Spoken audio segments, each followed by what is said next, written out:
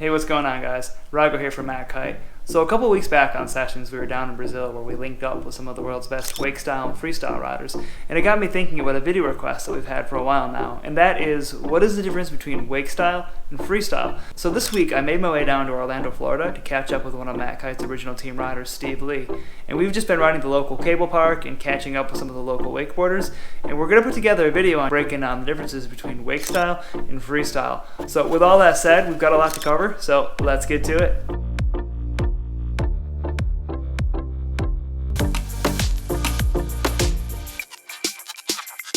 Now this is a video that I've had on my list for quite a while, but I just didn't have the footage to really do it justice, and after having visited Brazil and catching up with all those riders and coming down here to Florida, I think I finally have what I need to really piece together a good versus video. If you like to read, don't forget to click the eye icon in the upper right hand corner of your screen.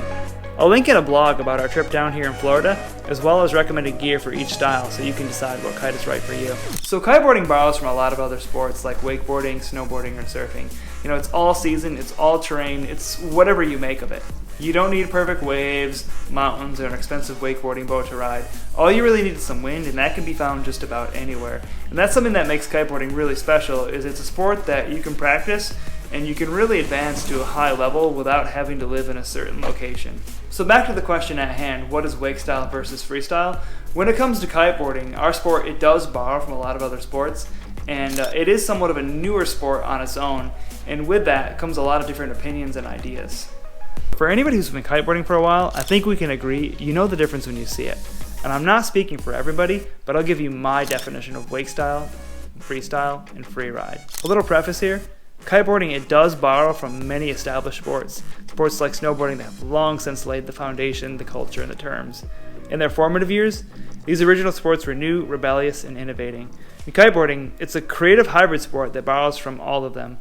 The funny thing is, kiteboarders have a tendency to rename tricks and ideas that were really innovated by inspiring figures in other sports, and we really should honor that heritage. So many of you may not agree with me, and that's okay. Versus is an open forum. We do welcome your feedback, so feel free to leave your definitions of these concepts in the comments section and let us know what you think. So for this video, I referenced some of the definitions for some of the original sports, and I'll just share my opinion with you. So let's start with Wakestyle. Now this one's pretty straightforward. Wakestyle is any trick that's borrowed from wakeboarding, more or less any wakeboarding trick done unhooked with a kite low, at, or below 10 or 2 o'clock, usually powered up and wearing wakeboarding boots. Now, this crosses over to Freestyle, but we'll touch on this more in a moment. Wakestyle also encompasses features, such as kickers, rails, or even natural obstacles like logs, riding, sliding across the sand, or just on the beach. When features are involved, sometimes people refer to this as park style.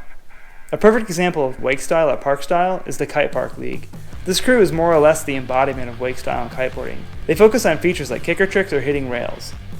Like one would find at the cable park or behind the boat, they incorporate air tricks, albeit this does cross over to Freestyle. Now most of the unhooked air tricks can be brought over and applied to the kicker, and things can get a bit confusing here too, as sometimes trick names will change, and this kind of comes back to the point about kiteboarders making up their own name for tricks. Back to the point at hand, if you're looking to cross-train, cableboarding is the perfect crossover. With the higher pull of the cable, it's a closer simulation to kiteboarding, although it's funny. If you learn a trick at the cable, you're more likely to bring it back to the kite, but if you learn a trick on the kite, it's actually quite a bit more difficult to carry it over to the cable. And this is because kiteboarding with wakestyle tricks is almost like learning with training wheels. The falls are a little softer because you can keep the kite higher while you're learning, you're not going as fast, and it's not going to rip you off the water like a cable system will. With cable, the falls can be quite a bit harder, and it's just more taxing on the body. But if you do learn how to do air tricks at the cable or even kicker tricks, you're going to come back to the kite and you're going to be 10 times better, and best of all, you can practice on a regular basis as you're not waiting for the wind to kick up. So what about freestyle? Now here's where things get confusing to a lot of people. I've actually spoken to a lot of people on the phones who consider just jumping or riding toe side to be freestyle. And I guess I can see where the confusion comes in, as nobody's really laid out the definition, but I think we can agree that the most universally agreed upon term for freestyle would be what we see in competitive kiteboarding. This is where certain organizational definitions would come into play. So these are the riders that you see competing.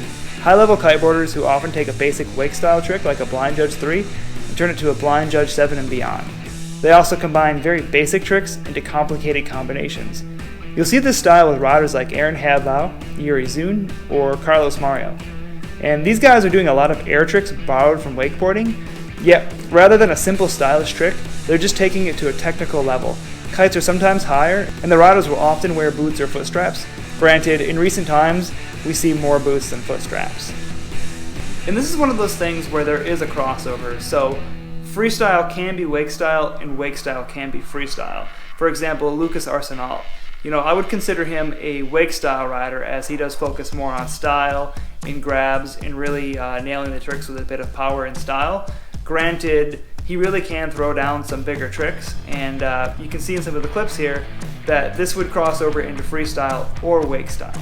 So in summary, the most basic way to define freestyle would be air tricks, albeit there is a crossover into wakestyle. So what about freeride kiteboarding? Now this is often a confused category in our sport, as I think many riders do mix up freeride with freestyle. Some people would argue that freestyle is free, it's whatever you make of it, you're free to do anything. But if you look up the definition of freeride in a sport like snowboarding, you'll see that this is just a sport that's practiced without rules, regulations, or boundaries.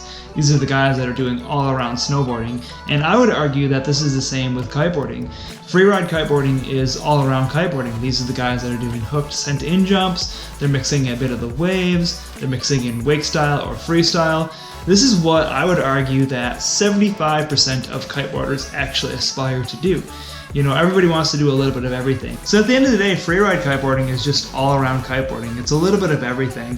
And I know there are some people who would argue that freeride is just cruising around, going back and forth, mowing the lawn, and freestyle is what you would consider all-around kiteboarding.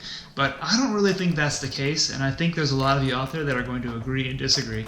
So with all that said, Versus, it is an open forum, so I'd love to hear your opinions on all of these points. Feel free to chime in the comment section and just let us know how you define these categories. So kiteboarding has been around for a while, but in the grand scheme of things, I guess it's still somewhat of a new sport. So some of these ideas and concepts are evolving and they are malleable to a fault. I do argue that we should honor the time-held traditions of the board sports that came before us, but our sport is a sport of its own, and these definitions are sure to change over time. So just like the sports that came before us, the identity of kiteboarding is evolving, and it will likely change with time. And remember, if you click the eye icon, I'll link in some recommended freestyle gear, wakestyle gear, and freeride gear, so you can get an idea what the best tools of the trade are for what you'd like to practice. So hey guys, if you found this video helpful, please give it a thumbs up and don't forget to subscribe. And if you've already subscribed, click the bell icon so you can receive an email notification every time we drop a video. This has been Rygo, and I'll catch you next time on Versus.